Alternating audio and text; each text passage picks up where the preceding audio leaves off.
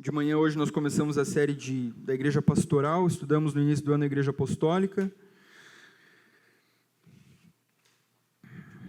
E hoje começamos o tema da Igreja Pastoral. E à noite, nos cultos, nós temos estudado o livro do profeta Oséias. Então, eu quero te convidar já para abrir a tua Bíblia lá, no profeta Oséias. Pedir que ela já está aqui, aquela aguinha esperta. Passar para trás. Boa. Vai dar tudo certo. Que o Senhor nos abençoe, que Ele ministre os nossos corações, use com graça da minha vida, que a palavra dEle caia como uma semente numa terra boa, pronta para frutificar, em nome de Jesus. Então, a gente está alguns domingos estudando a série no livro de Oséias, que eu intitulei de O Drama do Amor de Deus, que é basicamente sobre isso que fala o livro de Oséias. São histórias doidas, minimamente malucas, esse livro, onde Deus utiliza da vida do profeta e da esposa dele para simbolizar e apontar para o relacionamento dele com Israel, da aliança que ele tinha com Israel e que era constantemente quebrada. Israel constantemente deixava o seu Senhor. Então, durante os 3 primeiros capítulos do livro de Oséias, a gente vê esse relato claro e bem específico sobre o casamento de Oséias com Gomer, sobre os filhos desse casamento, os filhos de fora desse casamento, fruto de adultério, sobre Gomer deixar o seu marido, se entregar ao adultério, se entregar a prostituições. No capítulo 3, a gente vê o Senhor falando para Oséias ir e amar novamente aquela mulher, ir e resgatar novamente aquela mulher, assim como o Senhor faz constantemente com o seu povo, como o Senhor faz constantemente com a gente, né? Nós deixamos Ele, nós nos voltamos para os nossos amantes, para os nossos ídolos, para qualquer outra fonte que não seja Ele, e Ele é misericordioso, né? As misericórdias dEle se renovam a toda manhã, Ele vai, nos chama e nos resgata. A gente se esfola, a gente se machuca, a gente perde o propósito do Senhor para a nossa vida, mas Ele continua nos resgatando. Ele é fiel à aliança que Ele fez com a gente. Então, esses 3 primeiros capítulos vão tratar sobre isso. A partir de agora, do capítulo 4, a gente já não vai nem mais ver citação do nome de Oséias ou de Gomer. Agora, a história ela fica exclusivamente na relação de Deus com Israel. Ainda é o profeta Oséias quem recebe essas orientações, as direções de Deus para trazer essas palavras ao povo, mas a palavra agora ela é exclusivamente direcionada à relação de Deus com Israel, a história de Deus com o seu povo.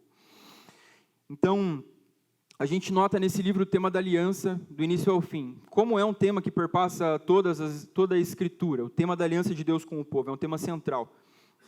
Então, Israel é o povo de Deus, que foi escravo no Egito, e que de lá o Senhor ouviu as aflições de Israel, escolheu Moisés, porque o clamor de Israel subiu até ele, e com braço forte, com sinais e maravilhas, o Senhor resgatou o povo dele do Egito.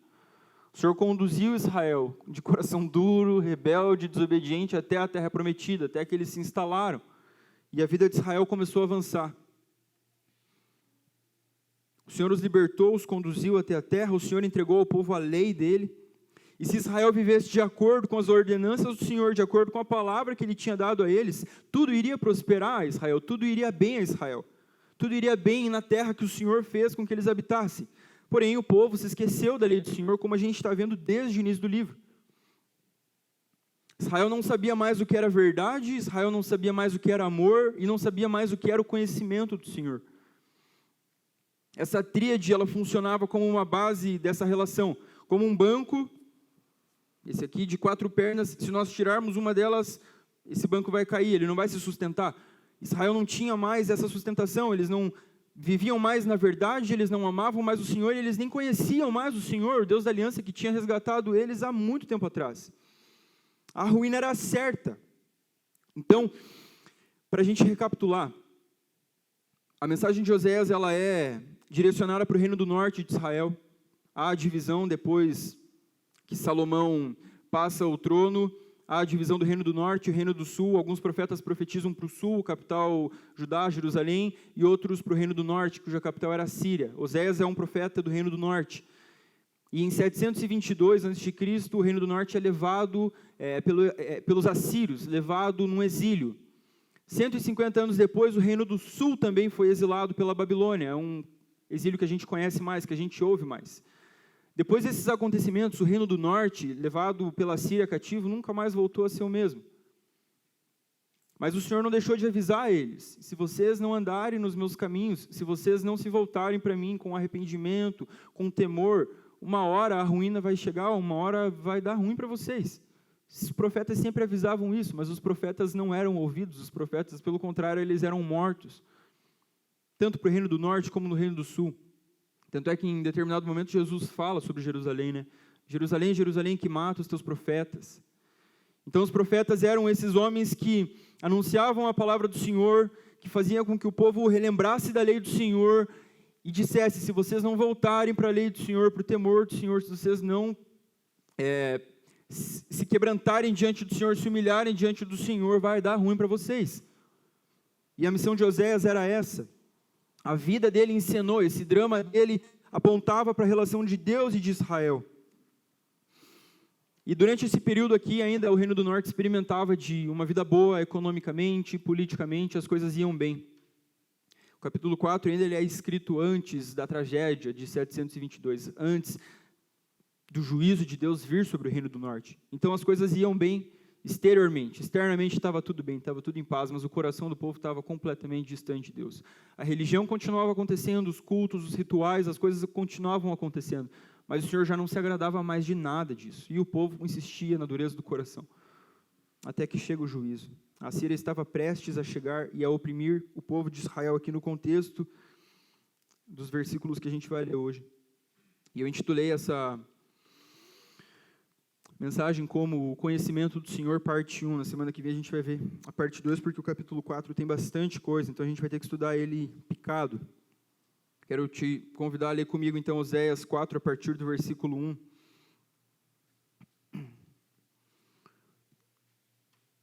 Diz assim, Oséias 4, 1. Filhos de Israel, escutem a palavra do Senhor, porque o Senhor tem uma controvérsia com os moradores da terra.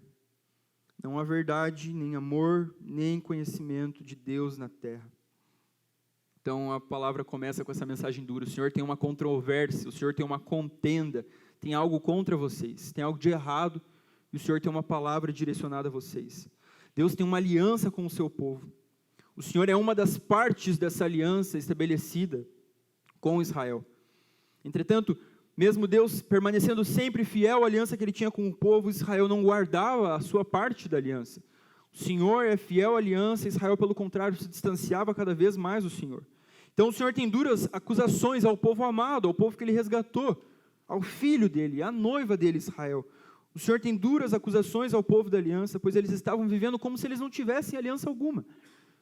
A aliança é um símbolo de compromisso, um sinal de compromisso. Uma vez que o negócio que está no teu dedo, você não pode viver mais de qualquer maneira. Apesar de as coisas hoje em dia estarem cada vez, tipo assim, ruindo. Isso aqui não significa muita coisa nos nossos dias. E era a realidade de Israel. Eles tinham uma aliança com o Senhor, mas eles viviam como se não tivessem aliança com ninguém. Então, esse chamado de Deus para eles é uma oportunidade para arrependimento, é uma oportunidade para reparo. Nossa relação não vai bem, não é culpa minha, eu permaneço fiel à aliança que eu tenho com vocês, Israel. Se arrependam, se voltem para mim, se voltem para a lei. E o verso 1 diz que o Senhor tem uma controvérsia com os moradores da terra. Então o Senhor resgatou o povo do Egito, os conduziu até a terra prometida, Israel, onde eles estavam estabelecidos. Israel possuía um direito divinamente adquirido de habitar aquela terra.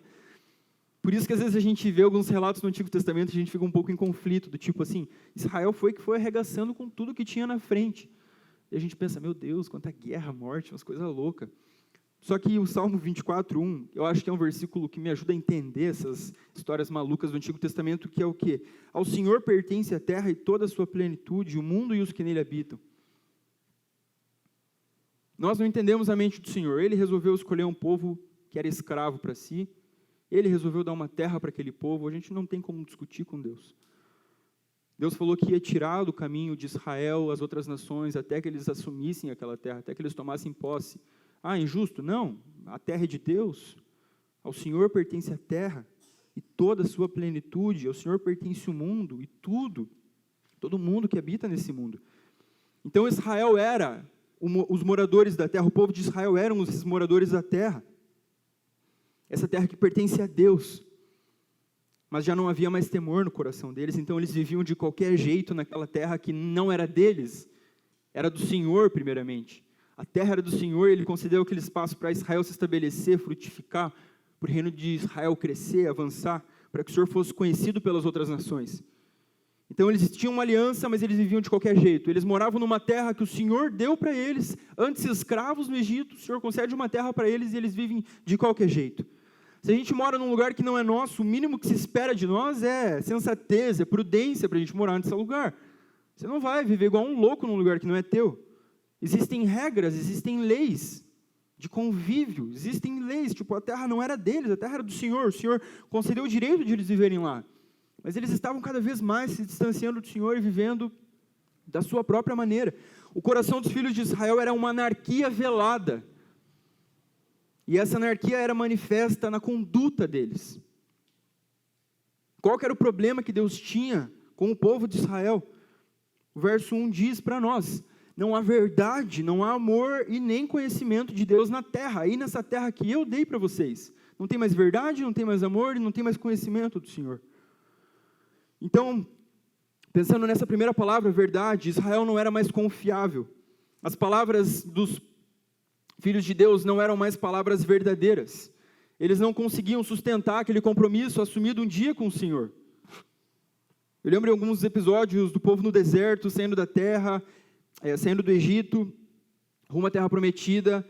O povo se reunia e falava para Moisés: Moisés, tudo que o Senhor falar, a gente vai obedecer. Tudo que o Senhor falar, a gente vai andar na linha. Não durava. Frequentemente eles caíam, eles retrocediam, eles esqueciam do compromisso assumido com o Senhor. Eles se desviavam da fidelidade que eles haviam prometido, jurado a Deus somente.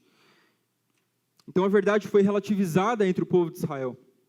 A palavra já não tem mais o mesmo peso que um dia teve. Pensando para nós, numa época de várias verdades, onde cada um tem a sua verdade, a nossa palavra também corre o risco de perder a validade, os compromissos que a gente assume, a verdade a qual a gente segue, ou a verdade a qual a gente prega, ou a nossa vida como uma verdade, assim, talvez já não seja tudo aquilo. As coisas estão perdendo valor, estão perdendo a força.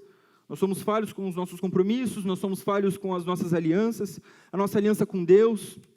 Como Israel, nós também rejeitamos o Senhor com frequência, nós nos voltamos contra o Senhor.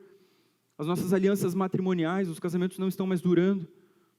Dentro da igreja, os casamentos estão se esfarelando. As nossas alianças com amigos, com pessoas com as quais a gente jurou dividir a vida, caminhar ao lado, a gente já não tem amizade, aquela amizade para valer como era, sei lá, nós mais novos pensamos, os nossos pais, os avós, sabe, aquela amizade do início ao fim, o negócio está cada vez mais ralo, está um negocinho sem sabor, já não tem mais verdade de fato. O cenário de Israel é muito parecido com o nosso. Será que há ainda sinceridade em nós de fato? Será que a gente tem vivido de maneira verdadeira, sincera mesmo? De nós para com nós mesmos, assim, eu estou vivendo a minha vida, faz sentido, eu estou só no automático, eu só estou indo, ou minha relação com Deus, estou tentando fingir algo para Ele sonda, Ele vê todas as coisas, Ele conhece o nosso coração, Ele não espera performance nenhuma da gente. Pelo contrário, Ele espera um coração contrito, quebrantado, que fala: ó, Senhor, está difícil, eu estou aqui fingindo, estou vindo para a igreja, não queria estar aqui, minha vida está uma bagunça, está uma zona. Será que a verdade, a gente vem aqui de verdade, a gente está aqui inteiro, a gente está aqui 100%, está aqui de verdade? Jesus, no Sermão do Monte, disse, em determinado momento, que a nossa palavra deve ser sim ou não, né, contra os juramentos. Tipo, você não precisa mais jurar. Desde que a tua palavra seja sim ou não. Você assumiu um compromisso? Vai lá e faça. Se você não assumiu, está tudo bem. Você disse não, ok. Não precisa mais jurar por nada.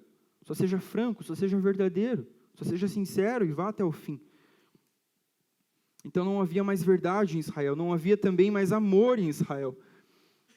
E como é o tema de toda a nossa mensagem no livro, o drama do amor de Deus, Oséias amou Gomer, e mesmo depois da esposa dele deixar ele se prostituir e ter filhos de prostituição, o Senhor ordena que Oséias fosse e amasse novamente a sua esposa, resgatasse a sua esposa.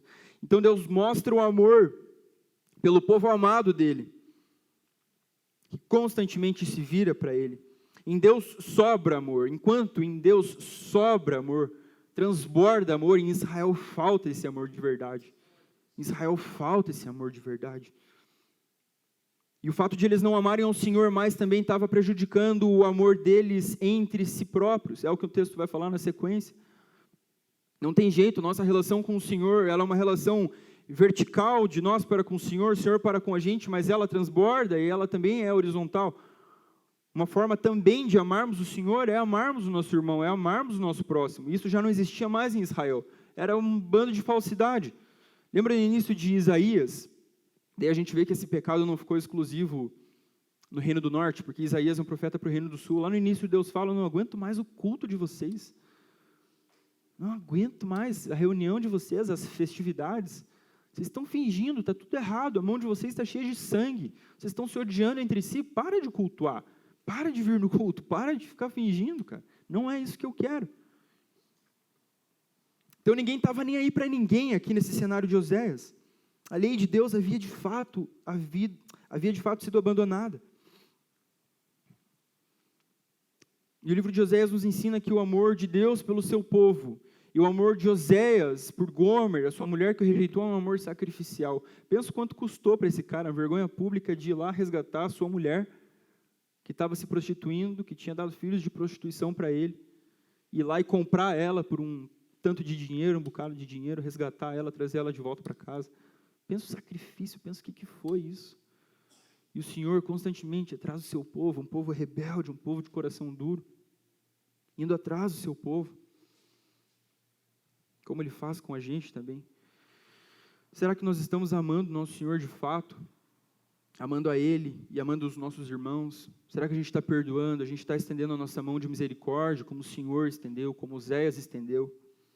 Será que estamos dando segundas chances às pessoas que pisam no nosso calo, às pessoas que nos ferem? Será que a gente está reintegrando pessoas que nos traíram no nosso convívio? Gente, se tem um negócio difícil na vida de igreja, é isso, é lidar com traição, é lidar com gente que te traiu simplesmente, que feriu a aliança, a comunhão que a gente tem na igreja. É muito difícil.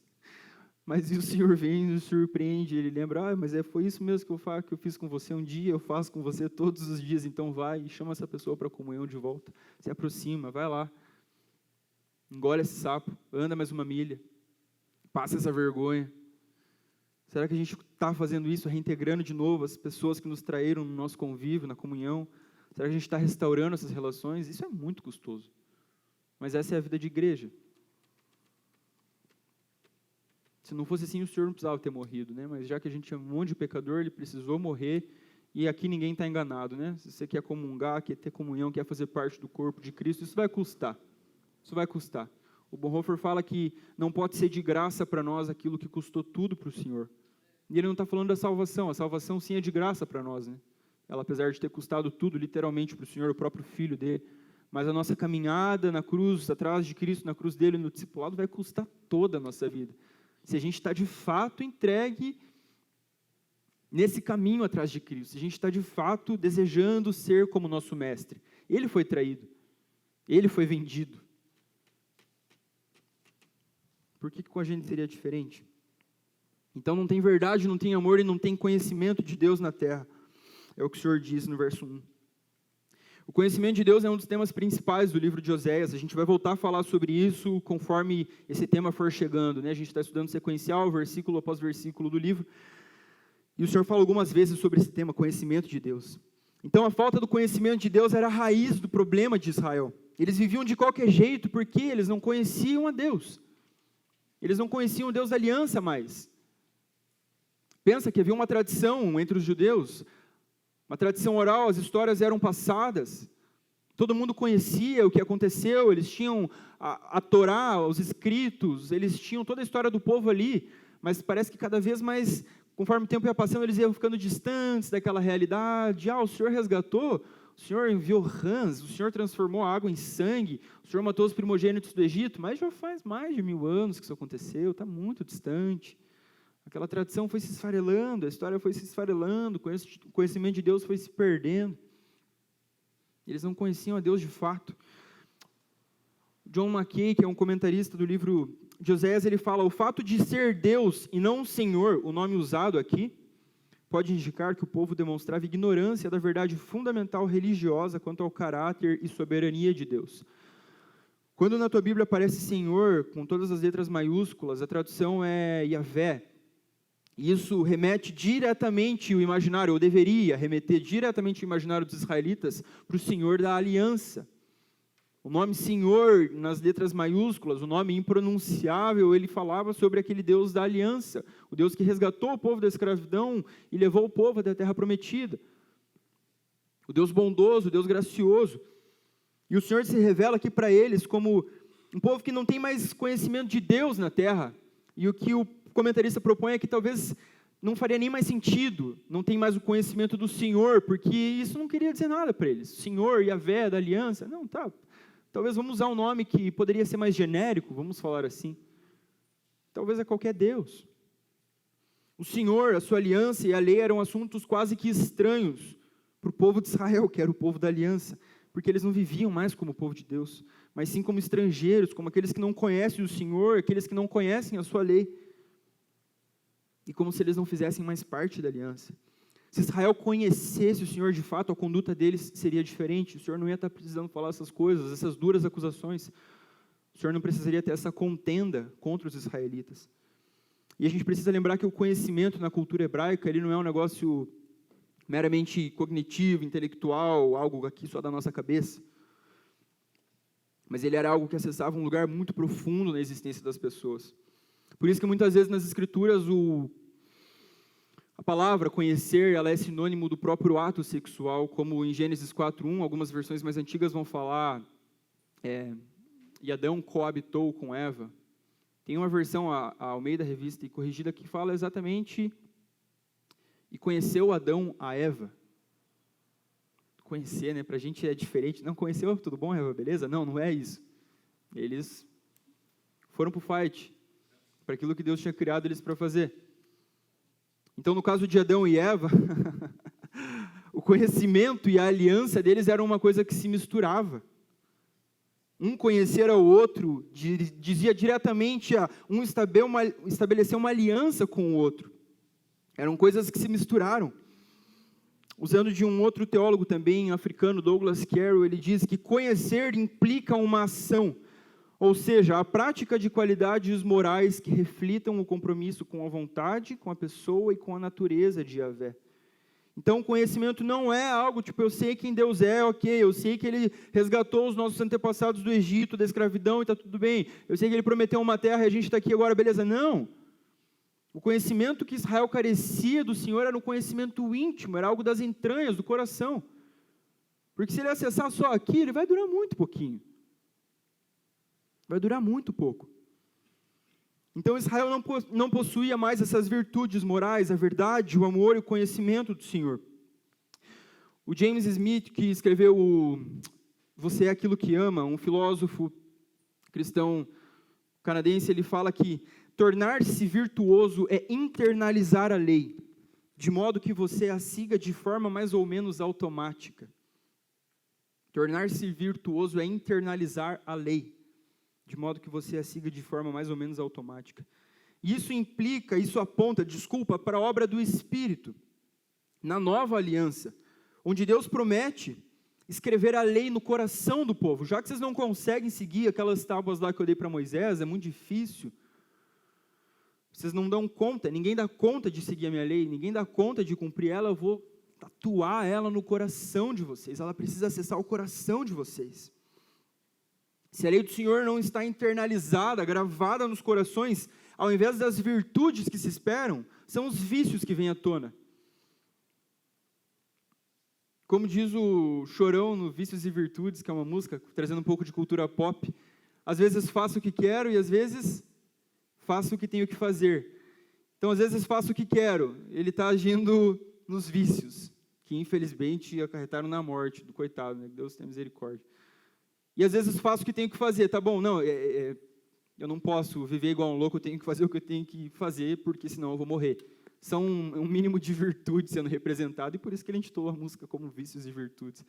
Então, as virtudes são essas qualidades no interior que elas são demonstradas na nossa conduta, no nosso caráter, sem muito esforço, é algo que se torna natural. E uma vez que a lei do Senhor é tatuada, é escrita nos nossos corações, pelo Espírito Santo, nesse processo nosso de santificação, o que se espera é que a gente avance. Avance na verdade, avance no amor, avance no conhecimento do Senhor, avance na prática de boas obras. Será que baseado na nossa conduta, na vida que nós estamos vivendo hoje, a gente pode falar que de fato nós temos conhecido o nosso Senhor? Conhecido não aqui, eu sei quem que Ele é, eu sei que Ele morreu por mim, minha mãe me levou para a igreja desde novinho. Não, a gente tem conhecido, tido uma relação íntima de fato com o nosso Deus. Quão verdadeira, quão profunda tem sido a nossa relação com o Espírito, com o Deus que resolveu fazer morada dentro de nós. Ele não é um boné sobre a nossa cabeça, uma informação aqui, não, Ele resolveu fazer morada dentro de nós somos o templo dEle. E nós apenas conhecemos a Deus porque Ele decidiu se revelar a nós. E conforme a gente vê Ele, conforme a gente conhece Ele, nós somos transformados à semelhança dEle, isso que nós oramos anteriormente, durante a ministração no louvor. Será que nós somos pessoas virtuosas ou pessoas viciadas na nossa conduta? A gente está vivendo pelos nossos instintos, como animais, sem freio, ou nós estamos sendo guiados pelo Espírito?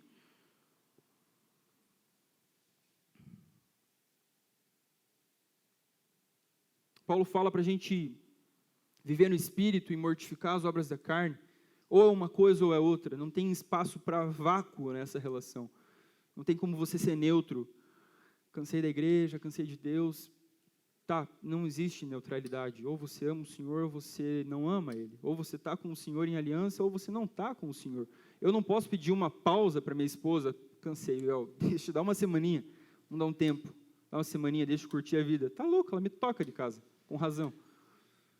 Tipo, não existe neutralidade na nossa relação. Ou nós estamos com o Senhor, ou nós não estamos com Ele. Ou nosso coração está voltado para Ele em amor, em devoção, em necessidade dEle, em humildade. Ou a gente está com o coração voltado para qualquer outra coisa.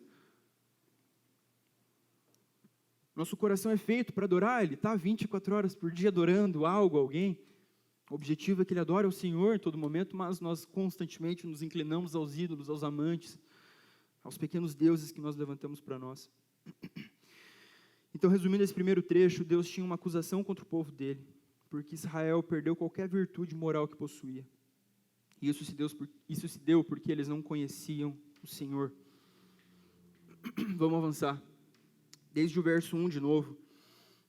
Não há verdade, nem amor, nem conhecimento de Deus na terra, mas apenas juramento falso, mentira e assassinato, roubo e adultério, a violência e homicídios sobre homicídios. Pesado, a situação de Israel estava caótica. Essa declaração do profeta reforça como Israel havia rejeitado o pacto. E por quê? Se vocês observarem, todas essas acusações, elas fazem uma ligação direta com a quebra da lei. A primeira delas, o juramento falso, é o que ele fala no verso 2. Os juramentos eram feitos em nome do Senhor. E Israel quebrou a lei do Senhor ao usar o nome dele em forma vã. Eles não estavam nem aí para Deus, eles não estavam nem aí para a relação deles com o Senhor, mas daí eles se apropriavam disso. Eu juro em nome do Senhor. Que Senhor? Você está distante, você nem me conhece, teu coração está longe de mim, você vive da tua maneira, você quer usar do meu nome? E esse é o terceiro mandamento, conforme Êxodo 27. Israel quebrava a lei ao jurar falsamente. O segundo, a mentira, dar um falso testemunho, enganar alguém para obter uma vantagem. Êxodo 20, 16, é a quebra do 9º mandamento. Terceiro, assassinato, Êxodo 20, 13, o 6º mandamento, do decálogo, dos 10 mandamentos. O quarto, roubo. O 8º mandamento, Êxodo 20, 15, depois você pode voltar lá e ler o decálogo, Êxodo 20. E por fim, o adultério. Um adultério primeiramente espiritual, porque Israel havia deixado o seu Senhor, o seu Deus, o seu esposo, e havia se entregado aos seus amantes. Mas também um adultério entre o próprio povo. Literalmente tinha virado bagunça. Pensa, o povo de Deus, o povo que tinha a lei, o povo que tinha o culto, o povo que tinha o calendário litúrgico, as festas, os sacrifícios, virou bagunça, porque eles não conheciam mais o Senhor. Não havia verdade, não havia compromisso. Como que você vai esperar que os casamentos vão se sustentar ou vão permanecer? Não tem como. Os casamentos estavam sendo destruídos, e é o 7º mandamento, Êxodo 20, 14. Não adulterarás.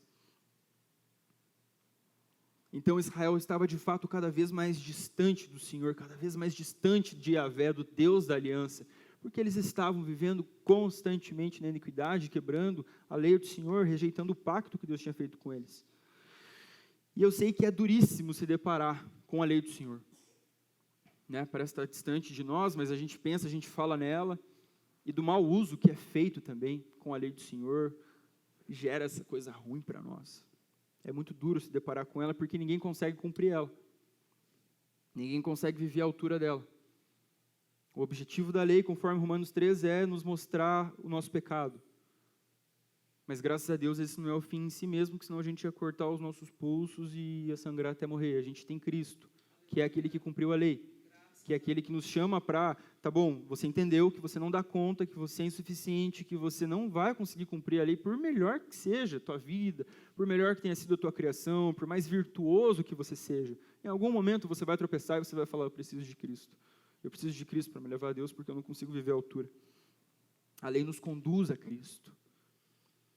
Mas o fato de a gente não conseguir viver à altura, conforme o padrão do Senhor, não nos isenta de observarmos a lei moral dele e de tentarmos viver com ela, como ela. A palavra diz que a lei do Senhor é perfeita e restaura a alma. A lei do Senhor não é um negócio ruim. Ele não é um Deus inconstante. Eu dei uma lei, agora ela não vale mais, agora é só Cristo. Não.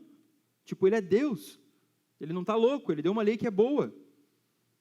A questão é que ninguém consegue cumprir ela, ninguém consegue viver de acordo. A lei do Senhor impõe limites para a vida em sociedade. Ela possibilita que a vida aconteça numa sociedade de forma saudável. Israel não obedecia mais o Senhor e eles estavam implodindo como sociedade. A nação estava virando uma bagunça generalizada. E dali a alguns anos a Síria ia vir como juiz de Deus e ia acabar com tudo.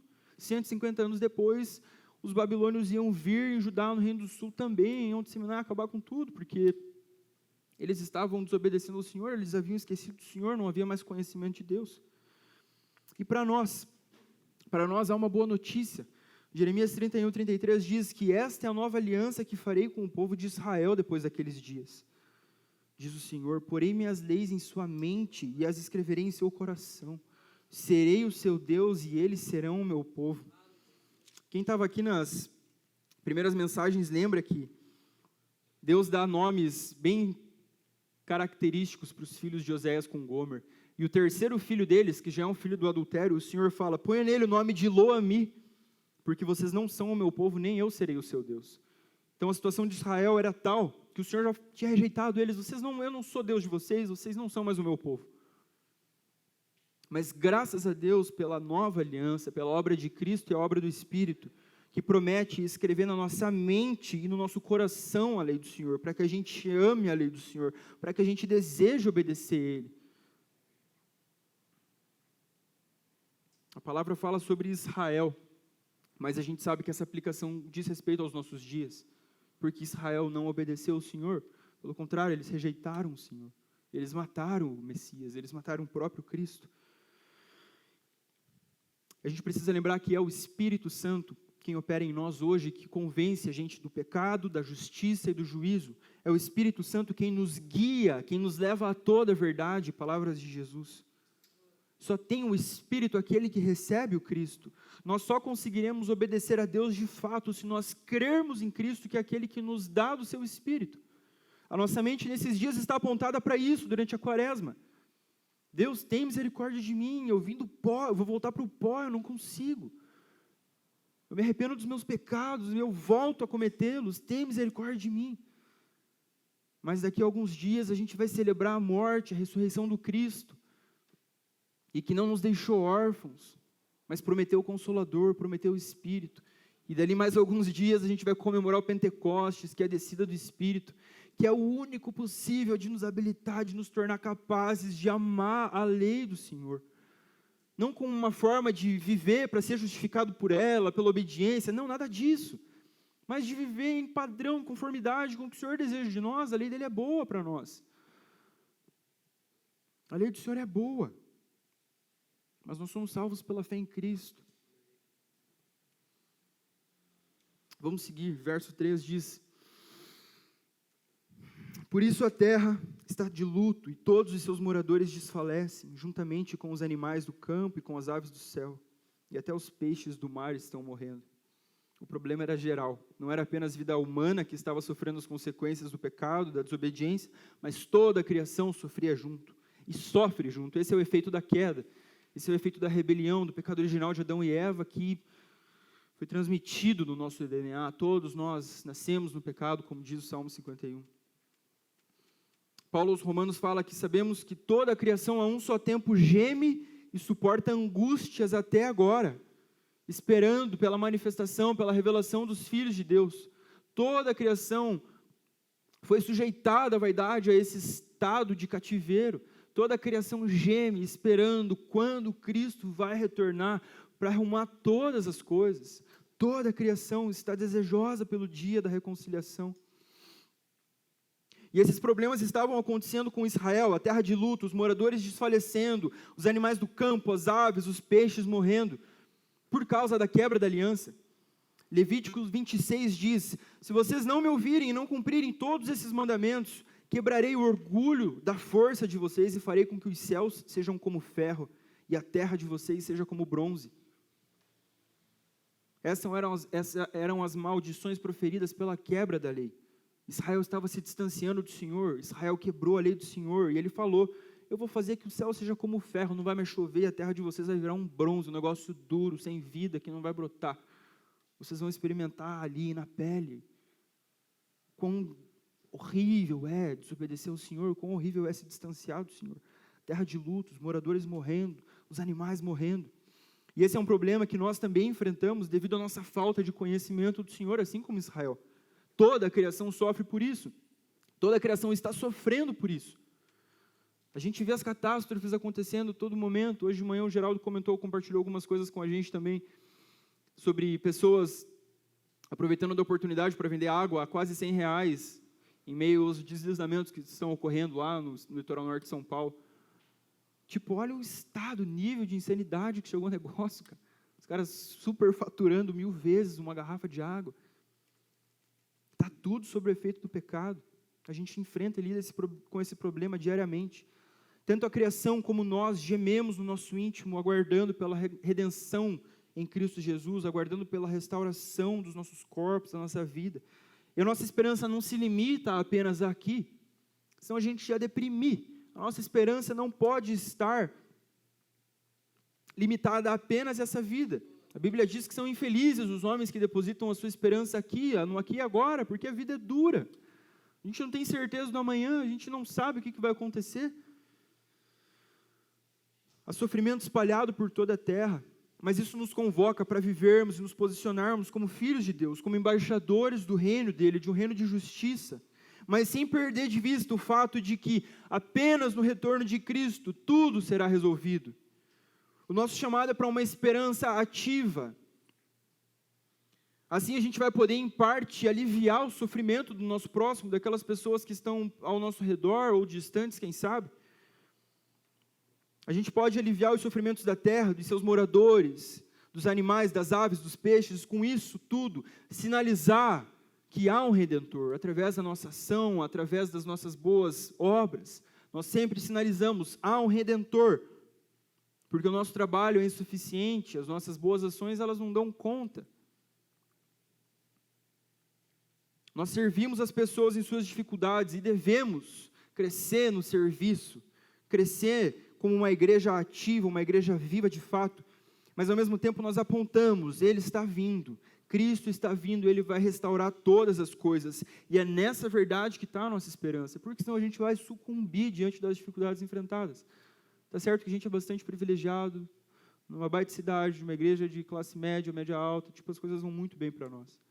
A gente precisa voltar a ter contato com o sofrimento, a gente precisa que o Senhor amoleça o nosso coração para nós irmos de fato, não no Twitter, irmos de fato na vida daqueles que estão sofrendo, oferecermos a mão amiga, oferecermos os nossos recursos, o nosso tempo, o nosso dinheiro de fato. O Senhor quer fazer isso através da nossa vida, mas a gente sabe que esse não é um fim em si mesmo. Ele espera de nós, como diz Mateus 25, né? Quando eu tive fome, vocês me deram de comer, eu tive sede, vocês me deram de beber. Ele espera que a gente viva como agentes do reino, mas esse não é o fim, porque aquela pessoa vai para o inferno de barriga cheia, ou saciada da sede dela, ou com uma roupa para cobrir a nudez dela. As nossas ações precisam apontar para um lugar que pode dar descanso para a alma daquele que está aflito, para a alma daquele que está sofrendo, que é o quê? Tá difícil aqui, são N fatores que fazem com que a minha vida esteja do jeito que ela está hoje, mas eu sei que o meu Redentor vive. Eu sei que um dia Ele vai voltar. Eu sei que um dia Ele vai restaurar todas as coisas e a minha esperança está no retorno de Cristo. É uma esperança ativa, uma esperança que trabalha, mas que espera na redenção final de todas as coisas. Nossa vida deve apontar a Cristo está vindo. Então, para a gente concluir, Israel havia perdido as suas virtudes. Não havia mais verdade, não havia mais amor, não havia mais conhecimento do Senhor, esse conhecimento íntimo, conhecimento do coração. No lugar das virtudes, o vício. Mentiras, roubos, assassinatos, adultérios. Se não tem um, tem outro. Se a gente não está no Espírito, a gente está na carne. Se a gente não está obedecendo o Senhor, a gente está desobedecendo Ele. Se a gente não está semeando no Espírito para colher vida, a gente está semeando na carne para colher morte e destruição, como a palavra diz. Com isso, toda a terra de Israel sofria. E Israel caminhava a passos largos para o exílio. Um exílio brutal. Uma destruição severa que os assírios causariam. Então, o sermão de hoje é um chamado para nós nos arrependermos. Se a gente tem vivido com o povo de Israel, distantes do Senhor, sem verdade, sem amor, sem conhecimento do Senhor, o convite dele para nós é nos humilharmos diante dele, quebrantados, reconhecendo a nossa condição, reconhecendo as nossas limitações. É um convite para nós colocarmos os nossos olhos no dono das virtudes, naquele que é cheio de verdade, cheio de amor, cheio de vida para dar a nós, no único que cumpriu a lei perfeitamente, no único que satisfez a ira de Deus. É de Cristo e na nossa fé, nele que vem a nossa redenção, que vem o perdão dos nossos pecados. E é Cristo que sopra sobre nós, que nos sela, que nos batiza com o seu Espírito, para que seja possível uma vida de obediência. E a gente vai errar, porque nós não somos Cristo, mas o Espírito vai nos convencer de novo. O Senhor tem misericórdia de mim, me ajuda a avançar, me ajuda a melhorar, me ajuda a te amar um pouquinho mais. E a gente vai deixando pouco a pouco os velhos hábitos, as práticas, aqueles vícios de lado. E vamos recebendo das virtudes de Cristo, das virtudes do Espírito, da vida dele. Para que a gente consiga amar mais o Senhor e amar mais o nosso próximo, para que a gente possa pelo menos não atrapalhar a vida daqueles que estão ao nosso redor, porque a vida de todo mundo já está muito difícil. Se a gente já não atrapalhar, está ótimo. Mas você só não vai atrapalhar a vida de ninguém que está ao teu lado se você for cheio do Espírito Santo, se você for cheio das verdades de Cristo, da verdade que é Cristo.